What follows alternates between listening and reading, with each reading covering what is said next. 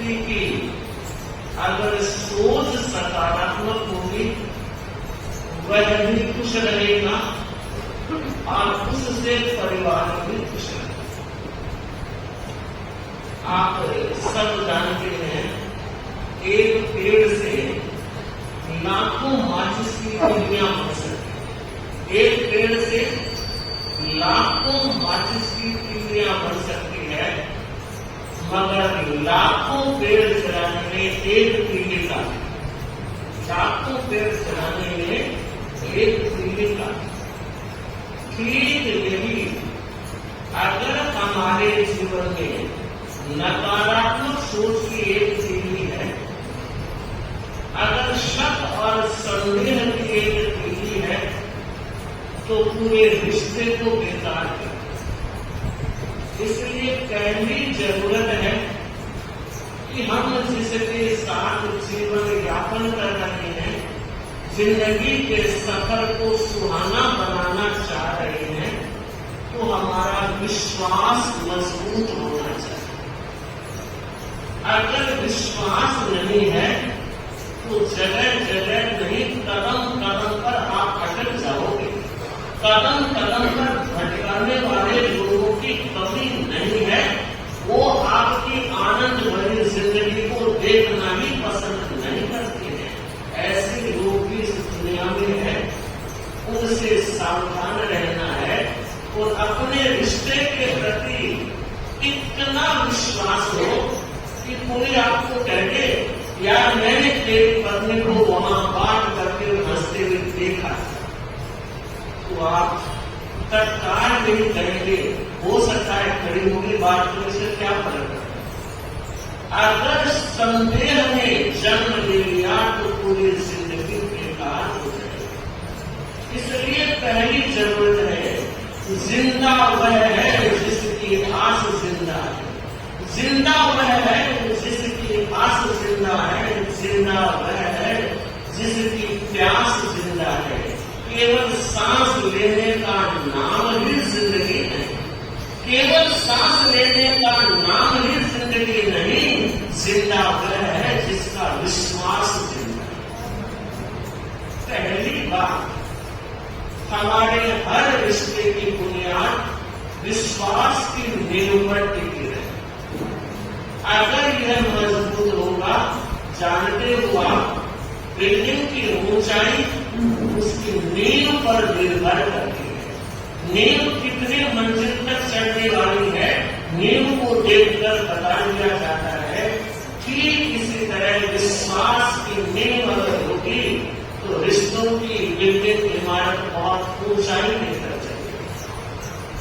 दूसरी बात, रिश्ते बिगाड़ने में, घर में आदत ध्यान लाने में और घर के माहौल को बदलने में अगर कोई भूमिका दर्ज की जाती है तो वह है व्यक्ति की अपनी बोली, व्यक्ति की अपनी वाणी। एक व्यक्ति बोलकर बिगड़े रिश्तों को बना देगा, एक व्यक्ति बोलकर बिगड़े रिश्तों को बना देता है और एक व्यक्ति बोलकर बने हुए रिश्तों को बिगाड़ देता है। दोनों ही तत्व हमारी बोली में है। नीतिकारों ने कहा है, इसमें रस भी है, इसमें विष भी है। अब हमें सोचना है, हमें अपने परिवार में कौन सी भाषा का प्रयोग करना है। अगर कोई व्यक्ति भाषा के प्रयोग में जागरूक रहता है तो कई बार दूरियां भी वापस सिमट जाती है और रिश्तों की मजबूती पहले से ज्यादा स्थायित्व लेकर आती है। एक दिन की, एक समय की घटना है। छोटा सा गांव था, अनेक लोग वहां रहते थे। वणिक लोग 4-5 ही परिवार थे, उनकी अपनी दुकानें थी, बाकी जमीन जायदाद किसान लोगों का अच्छा वर्चस्व था। 3 साल तक लगातार बरसात ने अपना रंग नहीं समाया। इस वर्ष नहीं तो उस वर्ष होगी, इस वर्ष नहीं तो उस वर्ष होगी। इस आशा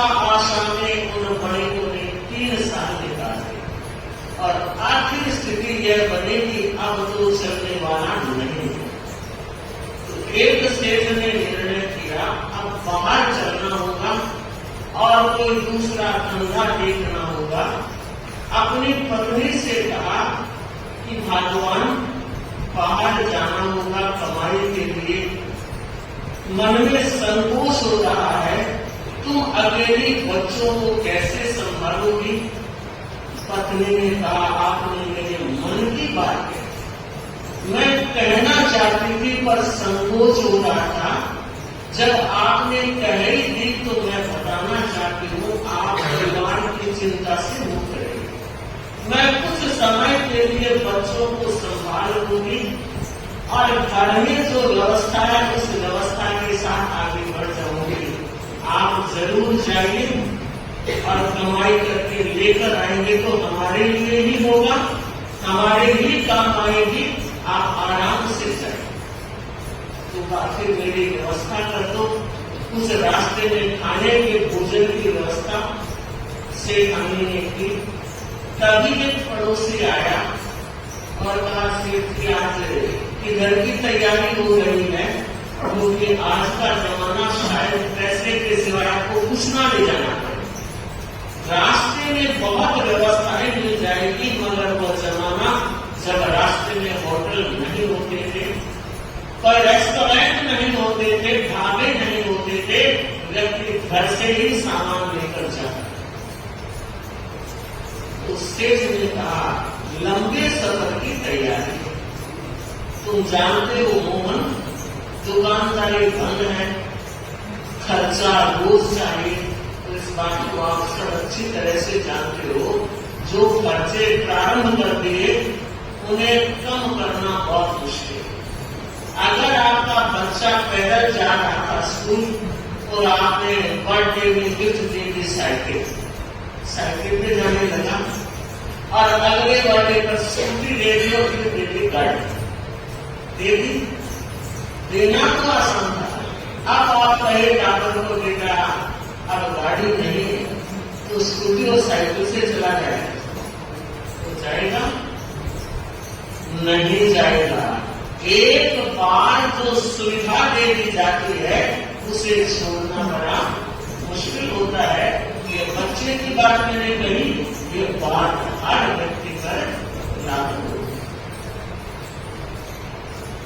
मोहन ने कहा सेठ जी जो हालत आपकी हुई आप जा रहे हो मुझे भी साथ ले चलो। उसने कहा ना बाबा हाथ जोड़े, तुम्हें साथ नहीं ले जा सकता। पत्नी ने सोचा कि एक से दो होने में सफर इतना आसान होता है, पराई धरती और पराई लोग से मनाई क्यों कर रहा है? आमने सामने घूमने का उस समय जमाना नहीं। पत्नी ने इशारे में बात कही, मुंगारा कर लो, एक से दो हो जाओगे, मैं भी निश्चित रहूंगी, कोई संवाद भी देने वाला होगा। सेठ ने सिर हिलाया। मोहन ने पूछा सेठ मुझे बताओगे तो सही क्यों नहीं जाना चाहते? तुमसे छुपी हुई बात नहीं है, तू खुद जानता है। तू कौन है? खीर में मूसरा। जिस किसी मीटिंग में अगर मोहन जी का आगमन हो गया तो सब कहेंगे जय जय। आज की मीटिंग पार होने वाली नहीं, सब कुछ गुड़गोबर हो जाएगा। ऐसे लोग भी होते हैं तो बात बनाने वाले भी होते हैं। तो सेठ ने कहा भाई तू बोलने का बड़ा सच बात है, यहाँ तो सारे गांव के लोग तुझे जानते हैं, कोई बुरा नहीं मानता, किसकी आदत ही ऐसी है, बात में ठीक हो जाता है। लेकिन पराई धरती में ऐसा कोई जानता नहीं तो मैं मुसीबत लेकर क्यों चलूं? खामखा परेशानी क्यों पैदा करूं? मुझे नहीं चाहिए, अकेला ही बना। तो मोहन ने कहा बस इतनी सी बात है कि तेरे को इतनी सी लक्ष्य है कि एक काम करो सेठ जी, मैं कसम खा लूंगा, जिसकी कहो कसम खा लूंगा, आपके इशारे के बिना होठ भी नहीं हो, बात भी आप करना और मुझे जो करना है वो निर्देश भी आपने, आपकी हर आज्ञा निर्देश की पालना करूंगा, मुझे साथ लेकर चलो, मौन रह जाऊंगा। और अगर आपको विश्वास न हो तो यहीं से मेरे ऊपर प्रतिभा तेल लगा। और जब इतनी बात कही तो सेठ भी पिघल गया कि चलो पड़ोसी है, परिचित है, गांव का है, चलते। उसने भी तैयारी कर ली और दोनों रवाना हो गए। 3-4 दिन हो गए चलते हुए, अभी तक मंजिल नहीं आया। खाने की सामग्री समाप्त हो गई और एक वक्त ऐसा आया पानी भी खत्म हो गया। बिना भोजन के 1-2 दिन चल सकता है, मगर बिना पानी के बहुत कठिनाई हो जाती है। सेठ सोहनलाल को बहुत प्यास लग गई और कहा, मोहन अब चला नहीं जाता, मैं इस वृक्ष के नीचे बैठकर तुम्हारी प्रतीक्षा करता हूं, तुम एक काम करो, ये लोटा ले जाओ, तुम भी पानी पीकर आ जाना और मेरे लिए एक लोटा पानी लेकर अभी जाना। और जैसे ही वो जाने लगा, सोहन ने कहा, मोहन ध्यान रखना, अकेला जा रहा, मैं साथ में नहीं हूं, गड़बड़ करके मत आ जाना। अरे सेठ थोड़ा तो विश्वास रखो, कुछ नहीं करो, बहुत जल्दी पानी लेकर आओ। चला गया। कुछ भी दूर जाने के तुरंत बाद देखा, एक कुएं पर एक महिला पानी निकाल, जाते ही उस महिला से कहता है, अरे मेरे बाप की औरत, एक लोटा पानी। आप सोचे पानी मिलेगा? वो ग्रामीण महिला हाथ में बाल्टी, वो भी लोहे की, प्लास्टिक की नहीं, आव देखना रहता, सिर के देखा, खून बहने लगा, धक्का देकर निकाल दिया। कुछ ही दूर आगे बढ़ा और दश आकर गिर गया बेहोश। अब सोहन जी इंतजार कर रहे हैं, मोहन पानी लेकर आएगा। कुछ वक्त व्यतीत हो जाने के बाद सेठ ने सोचा, किन्हीं पराये पद चिन्हों से, किन्हीं पराये पद चिन्हों से पालन जीवन पद होता है, अपने ही आदर्शों द्वारा वांछित जीवन रथ होता है। खुद गए न स्वर्ग नहीं। सेठ जी चले, कुछ ही दूर पर कुआं मिल गया, एक महिला पानी भी निकाल रही थी। जाते ही सेठ सोहनलाल ने कहा, माँ एक प्यासा परदेशी आया है, पानी की मेहरबानी करोगी? माँ, कितना प्यारा शब्द, माँ तेरी गोदी से बढ़कर महल कहाँ है, माँ तेरी गोदी से बढ़कर महल कहाँ है, लाखों महल खड़े हैं, माँ की गोद जहाँ है, लाखों महल खड़े हैं, माँ की गोद जहाँ। बच्चे को एक माँ की गोदी मिल जाए, इसे दुनिया भर की दौलत मिल जाए। उसने बड़े प्यार से पानी पिलाया। आपसे ने कहा, माँ मेहरबानी करो तो एक लोटा पानी मैं साथ लेकर जाना चाहता हूँ, एक मेरा साथी भी प्यासा। पानी लेकर आया और मोहन के पद चिन्हों पर आगे बढ़ा। कुछ ही दूर में बेहोश मिल गए। पानी के छींटे डाले तो जंगल की हवा लगी, होश आया। और जैसे ही सोहन को देखा तो कहा, पानी लेकर आ गए सोहन? हाँ लेकर आ गया। तुझे पानी नहीं मिला? नहीं मिला। तो आपको पानी कैसे मिल गया? तो सोहन ने कहा, एक बहन पानी निकाल रही थी और मैंने कहा, माँ एक लोटा पानी चाहिए। तो कहीं बात मैंने की, अरे मेरी बाप की औरत, बाप की औरत कौन होती है? मां ही तो होती है। मगर देखिए कहने कहने का ढंग, मैं फिर कहना चाहती हूँ, परिवार की खुशहाली में ये जबान बहुत बड़ा काम करती है। इसलिए जरूरत है कि हम सोच कर बोले, विचार कर बोले, मधुर बोले, तोल तोल कर बोले, क्योंकि वचन रतन मुख कोट है, वचन रतन मुख कोट है। होठ कपाट जड़ाए, समझ समझ हरफ काटिए, मन परवश पड़ जाए।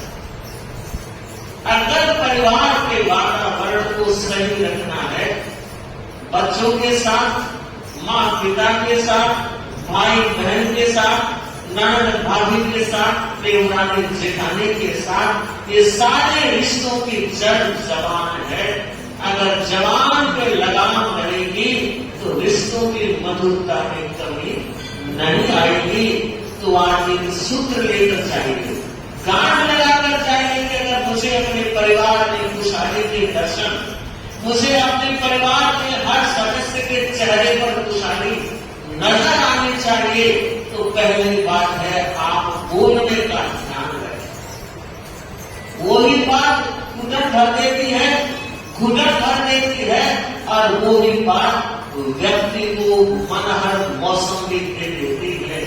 इसलिए जरूरी है, आवश्यकता है कि हम वाणी पर ध्यान रखें, संयम रखें, तो बहुत बड़ी साधना भी होगी, कर्म का बंध भी हल्का होगा, और साथ ही साथ परिवार में भी खुशहाली बनी रहेगी।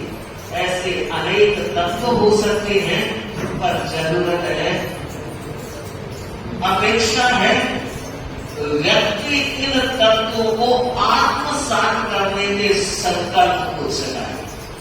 वरना रोज सुनेंगे, रोज सुन रहे हैं, रोज सुनते भी रहेंगे, सुना भी है, सुन भी रहे हैं, और सुनते रहेंगे। बदलाव तभी आएगा जब इन सूत्रों को जीवन की दिशा में जोड़ना होगा और जीवन की दशा को बदलना होगा। तो मेरी मंगल कामना, आप और हम सब अपने जीवन को खुशहाली के उस दौर से गुजारने के लिए एक एक सूत्र की साधना करें और आगे बढ़ें। आज तपस्या की तपस्वी बहन पूजा 28 तक लेकर आई है, और उसकी 28 जैसा कि आपको ज्ञात है, हर 28 और 28 से ऊपर की तपस्या में एक तप अनुमोदना क्या अविद्यानामन्तस्तिमिरमिहिरद्वीपनगिरे